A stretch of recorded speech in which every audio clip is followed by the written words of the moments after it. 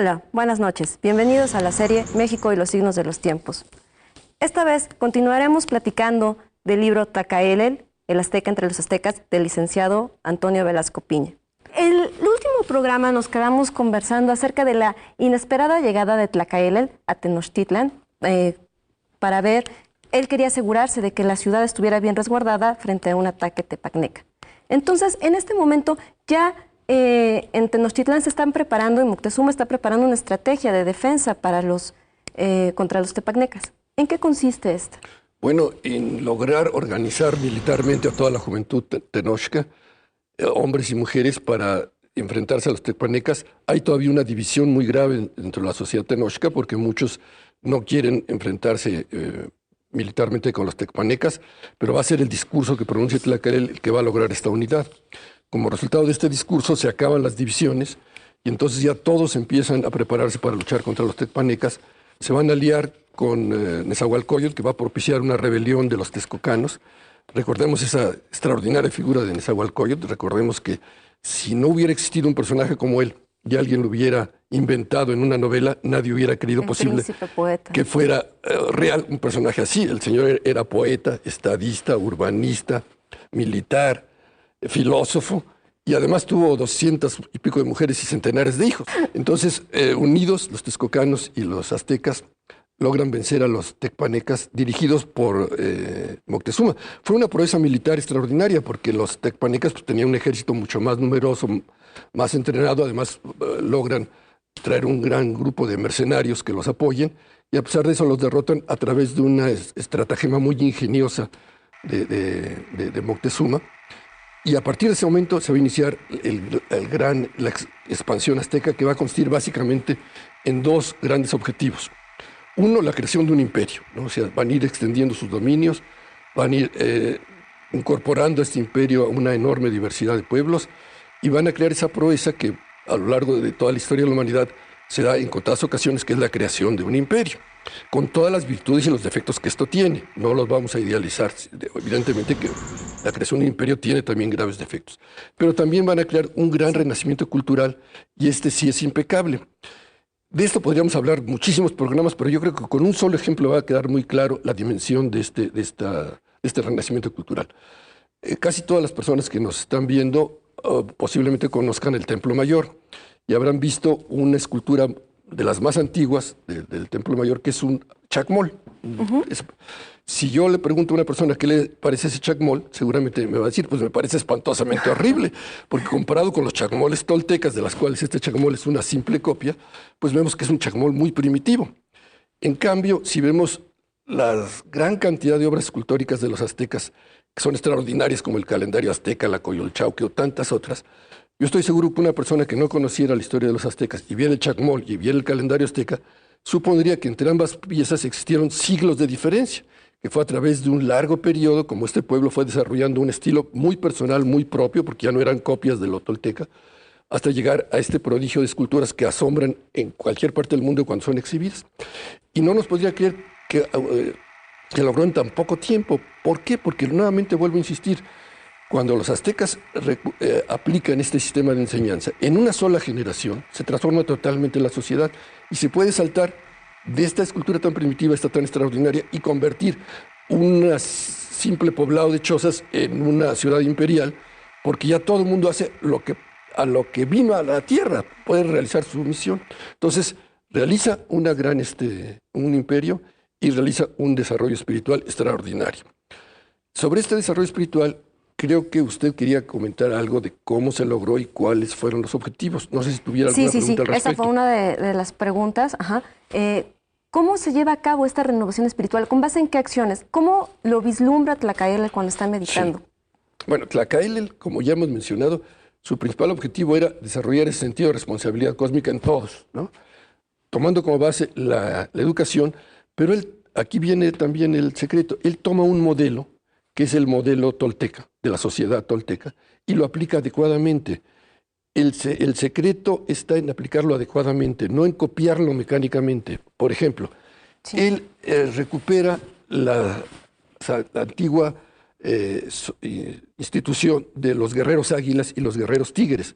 Esto era importantísimo porque la sociedad cualquier sociedad cuando logra una gran expansión tiende a polarizarse en grupos de gente muy rica y de gente muy pobre, y estos grupos de gente muy rica empiezan a monopolizar toda una serie de privilegios. Entonces, para evitar esto, él hace que el ascenso dentro de la sociedad azteca sea resultado de méritos y no de riqueza. O sea, por mucho dinero que se tuviera, si no se tenía un cargo dentro de esta institución de guerreros águilas y guerreros tigres, no se podían tener cargos públicos importantes, ¿me explico? Es decir, el ascenso dentro de la jerarquía social azteca no dependía del dinero, dependía de la capacidad de servicio a los demás y dependía del desarrollo espiritual que cada persona iba logrando a través de estas instituciones que eran los guerreros águilas y los guerreros y todas las personas del pueblo podían... Exactamente, no estaba circunscrito a un... Bueno, los hombres. Bueno, los hombres, desde luego, para dentro de la sociedad, pero aquí nuevamente interviene Citlalmina. Citlalmina es el espíritu de la sociedad azteca, que es la que va logrando que también las mujeres participen en una forma activa a través de su capacidad de servicio a la sociedad. ¿Me explico? O sea, no era el dinero el que otorgaba privilegios dentro de la sociedad, era el desarrollo espiritual y la capacidad de servicio y de entrega a los demás. Esto es algo extraordinario porque es lo que permite esta sociedad tan poco egoísta, tan entregada a funciones cósmicas y tan solidaria entre sí, ¿no? Ahora, no vamos a evadir el tema famoso de los sacrificios humanos. Quizás para otro tipo de conferencias hay que analizar cómo son los ciclos de la historia y entender que en una determinada etapa las sociedades han incurrido siempre en sacrificios humanos, pero no se dan cuenta de que los cometen. Claro. Cuando llegan los españoles, los aztecas se horrorizan cuando se enteran que en Europa hay guerras de religión y que se matan por diferencias religiosas. Entonces ellos dicen, ¿cómo pueden ser tan salvajes de hacer eso? Aquí los aztecas podemos tener una percepción de lo sagrado distinta de los zapotecas y no los vamos a matar por eso. Aquí les sacamos el corazón para alimentar al sol y eso nos parece muy bien. O sea, cada sociedad hace sacrificios humanos, entendiendo por sacrificios humanos quitarle la vida a otra persona con base en una ideología que puede ser muy elevada, pero que no tiene nada que ver con la realidad. De hecho, hasta hace muy poco tiempo había una gran cantidad de sacrificios humanos cuando, digamos, yo era comunista y decía, para poder implantar la justicia y la solidaridad y el bien de los demás, tengo que matar a los capitalistas. Estaba yo propiciando la creación de sacrificios humanos, ¿no?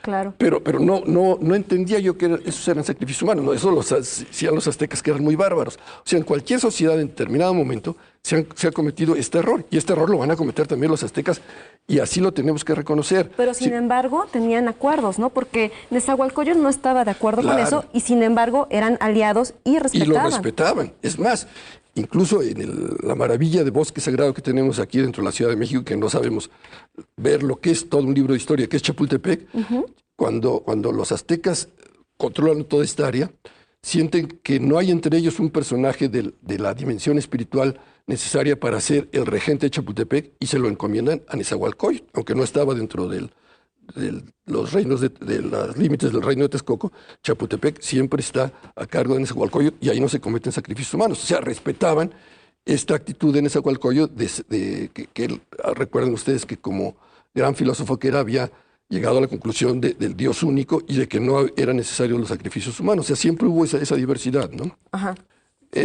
¿Cómo se desarrolla esto? Bueno, pues a base de la educación, a base de lograr integrar una sociedad en donde no sean los privilegios económicos, sino el valor de cada persona el que determine su posición dentro de la sociedad. Eso fue importantísimo. O sea, el emperador no era emperador porque su papá había sido emperador. Era emperador porque lo habían escogido como la persona más idónea para ocupar ese cargo. Y aparte, el que designaba eso era Tlacaelel. Había un consejo imperial del que él de luego formaba parte y era el personaje clave para la decisión de los emperadores. Siempre fue Tlacaelel, porque se suponía que él era el ser espiritual más desarrollado dentro de la sociedad azteca. Claro, este consejo imperial se desarrolla una vez que ya empiezan a cimentar el imperio, o sea, una nueva organización militar, política, ¿no? ¿Nos podría hablar de la organización política del imperio? La organización política, que también es muy importante conocerla porque mucha gente cree que el imperio azteca era una especie de autoridad absoluta por parte del emperador que ejercía un poder dictatorial, y eso no es así. Estaba desde luego el emperador, que era una función muy importante, pero desde luego estaba el Cihuacóatl y estaba el Consejo Imperial, en el cual participaban integrantes de los guerreros águiles y guerreros tigres.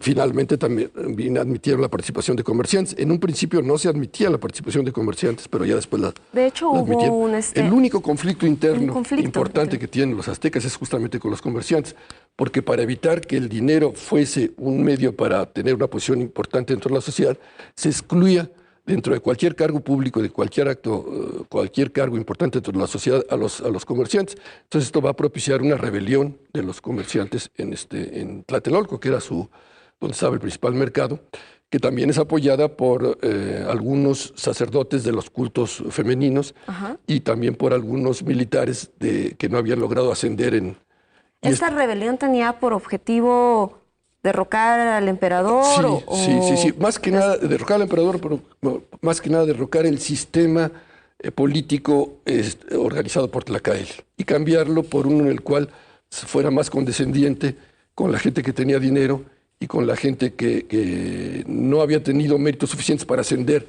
dentro de la escala de la orden de los caballeros águilas y caballeros tigres. Esta conspiración es denunciada por Citlalmina. La siempre impulsora. No es que Citlalmina es un personaje que ojalá y lo recuperemos pronto a nivel consciente. Está muy bien que ella dirija al país cuando hay terremotos, pero francamente como que mejor había que utilizar su figura dentro de una situación más normal, ¿no? En un principio del libro la menciona como el alma gemela de Tlacaelel y parece que ellos tienen las mismas sensaciones aunque estén en distintas partes. Sí, ¿no? Quizás esto sea leyenda, pero yo creo que también es mucho de realidad, que el pueblo azteca siempre los vio como un solo ser dividido en dos cuerpos. Incluso en el jeroglífico de Tlacaelel son dos corazones, ¿no? Y lo mismo el de ella. En los códices, Tlacaelel aparece como un ser que tenía dos corazones, como que era un mismo ser, pero dividido en dos cuerpos, que es una metáfora que yo creo que todos los enamorados quieren volver realidad, ¿no? Una fusión tan total con el ser amado que nos convirtamos en un solo ser, aunque estemos divididos en dos cuerpos. Entonces ellos corresponden a ese ideal, ¿no? Entonces, dentro de su organización militar, ¿funcionaban como una confederación de estados o...? También, eso qué bueno que lo menciona, porque se crea la Triple Alianza, ¿no? La Triple Alianza que estaba constituida por Tenochtitlan, Texcoco y Tacuba. ¿Por qué Tacuba? Porque cuando se destruye Azcapotzalco, Tlacaelel no quiere que esto vaya a significar la destrucción de toda la herencia tolteca, de la que los tecpanecas eran en ese momento los máximos representantes. Claro, y aparte ellos se consideran como herederos, ¿no? De todo lo del reino de Azcapotzalco. Exacto. Entonces, en Tacuba también era un asiento de herederos de la cultura de tolteca, y entonces se incorpora esta Triple Alianza dentro de la estructura imperial para que siempre esté presente ese legado, esa memoria de los toltecas. Entonces funciona como una triple alianza, funciona al mismo tiempo como un imperio.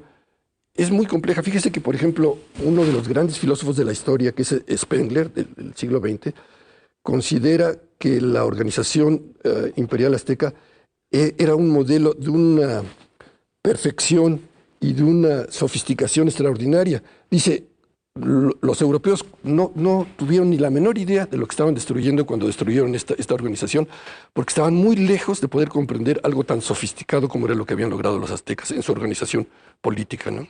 Sí, aparte porque se van expandiendo de una manera, ¿no? Primero hacen la Triple Alianza y luego se van contra reinos como es el de Chalco. Se van extendiendo cada vez más, sí, pero siempre incorporando a estos pueblos sin destruir su herencia cultural, ¿eh? Es decir, sino incorporándolos a ella, pero siempre respetando esa diversidad que es la riqueza más extraordinaria que tiene México, ¿no? Esta diversidad de culturas y de pueblos, de etnias, de idiomas, de tradiciones, que es increíble la diversidad, y que cuando se logra armonizar, propicia esos grandes desarrollos culturales que han dado origen a la creación de nuestras grandes culturas, cuando no se aplastan estas diferencias étnicas, estas diferencias culturales, ¿no? Ya que estamos en esta parte que el imperio ya se está solidificando, Tlacaelel todavía tiene una inquietud de encontrar Aztlán, y sí, se va en busca, hace unos recorridos pues parece que llega muy, muy lejos. ¿No nos podría Sí. platicar de esto? Sí, eso también es una parte muy interesante, que ellos siempre habían reverenciado su lugar de origen, que era Aztlán. Entonces se organiza una expedición para tratar de encontrar Aztlán y caminan muy al norte, parece que incluso pasaron el río Bravo. Desde luego, usted sabe que hay mucha polémica sobre dónde estaba situado Aztlán. Yo creo que hasta cierto punto es una polémica tonta, porque yo creo que Aztlán, antes que nada, es un símbolo de un lugar del cual surge un movimiento de renovación espiritual. O sea, yo creo que hubo varios Aztlanes a lo largo de toda la historia de Sí. México. Ha habido varios Aztlanes, desde luego siempre situados al norte, ¿no? Entonces ellos, de acuerdo con la historia de ellos, llegan a Aztlán, encuentran sus antecedentes y regresan a Tenochtitlan, ¿no? Pero es un pasaje muy interesante, muy vinculado a mitología, ¿eh? Es decir, porque de todas maneras no solo en la historia de los aztecas, sino en la historia de cualquier pueblo, hay cuestiones tan complicadas que solamente pueden ser captadas a través de los mitos. O sea, la historia puramente lineal y material no nos explica ciertas cuestiones, entonces hay que recurrir al mito. Y desde luego, pues Aztlán es el gran mito de nuestro origen. Pero parece que ahí encuentra algunos jeroglíficos que le dan este sentido, ¿no? A lo que... a un mensaje que llega y transmite Así es. a su regreso a Sí, Tenochtitlán. así es. Sí, tanto en este viaje a Aztlán como en el viaje posterior que realizan los aztecas pero si quieren luego hablaremos de eso, a la zona A maya, la zona maya. ellos van ahora sí que integrando el gran rompecabezas de lo que es México, ¿no? Claro, porque cuando viajan a la zona maya también encuentran unos jeroglíficos que parece son similares a los que encuentran encontraban en en Aztlán. el primer Sí. viaje, ¿no? El gran enigma era encontrar el sentido profundo del destino de México, ¿no? Que según nuestro himno, pues, por el dedo de Dios escribió. Es decir, hay un destino cósmico, un destino sagrado para México, y cuando algún pueblo logra encontrar las pistas que le hacen entenderlo, es cuando vienen las grandes realizaciones. Es decir, es cuando surge un Teotihuacán, cuando surge un Tula, cuando surge el prodigio de las ciudades mayas en medio de la selva, o surge esa maravilla que es Monte Albán. Cuando se logra encontrar realmente el destino de México es ¿no? Que creo que debe ser la función de todos los mexicanos. Realmente, dentro de ese destino que Dios escribió, cuál es el que le corresponde a México y cómo colaborar para darle cumplimiento. Y Tlaquele lo va logrando a través de la información que recibe de los jeroglíficos que encuentran en Aztlán y luego de los jeroglíficos que encuentran en la zona maya, posiblemente en Palenque, según parece, ¿no? Es decir, en esos grandes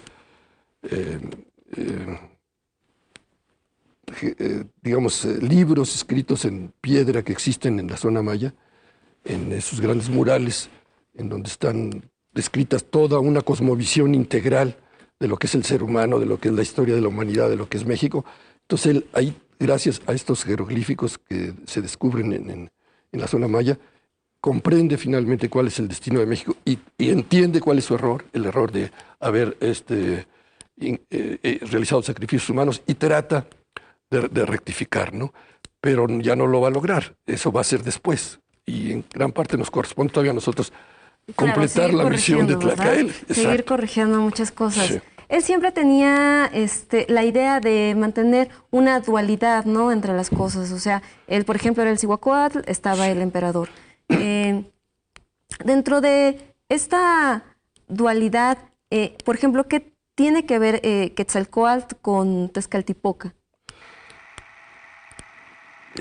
Dentro de la gran cosmovisión mesoamericana, el concepto de la dualidad es determinante. Todo lo que existe es resultado de dos fuerzas contrarias, y como resultado de esta oposición de dos fuerzas va surgiendo todo lo existente de una forma muy dinámica, no es una oposición estática. No es exactamente la visión que tenemos de bien y mal, ¿no? Porque muchas veces se asocia que Quetzalcóatl es el bueno y Tezcatlipoca es el malo. No es exactamente No es así el esa la idea. asunto. Es simplemente una oposición de energías diferentes que al oponerse unas con otras van dando origen a todo lo existente, tanto en el terreno divino como en el terreno humano.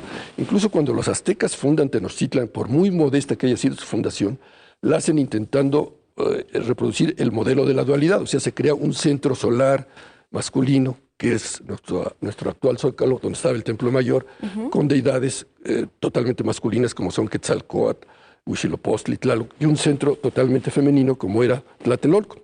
Tlatelolco estaba inicialmente dedicado a la veneración de deidades femeninas como era la Coyolxauhqui o la Coatlicue.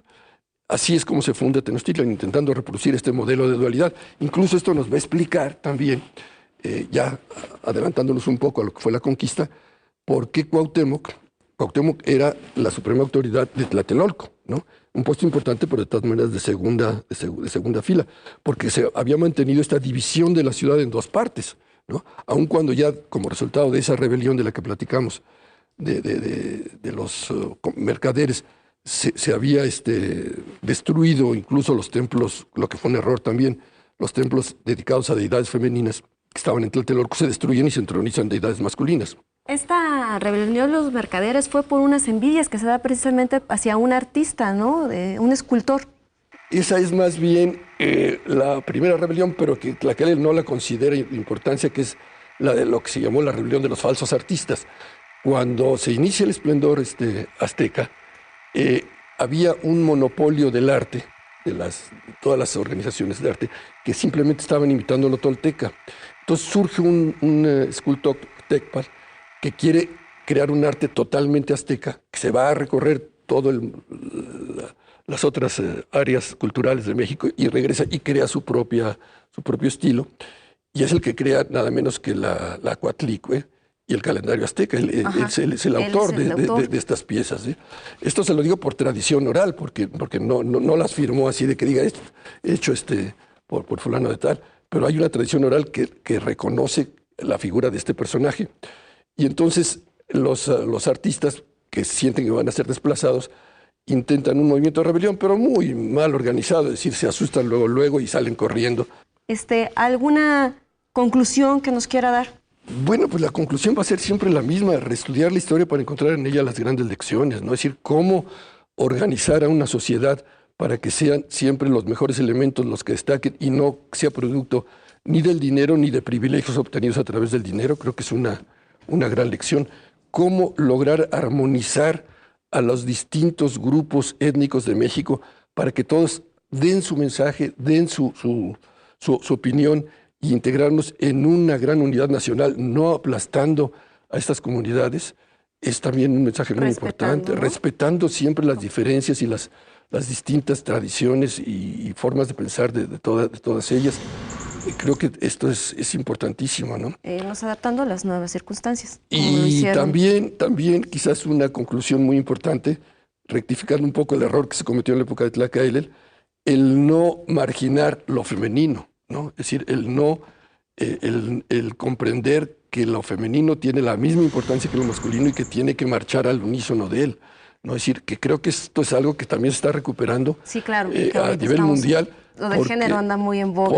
Porque fíjese que todavía hace muy pocos años había una marginación enorme de lo femenino. Esto no fue un error exclusivo de los aztecas, sino de toda la humanidad. Licenciado, le agradecemos muchísimo esta plática que ha tenido hoy con nosotros y también les agradecemos a ustedes que están desde sus casas viéndonos.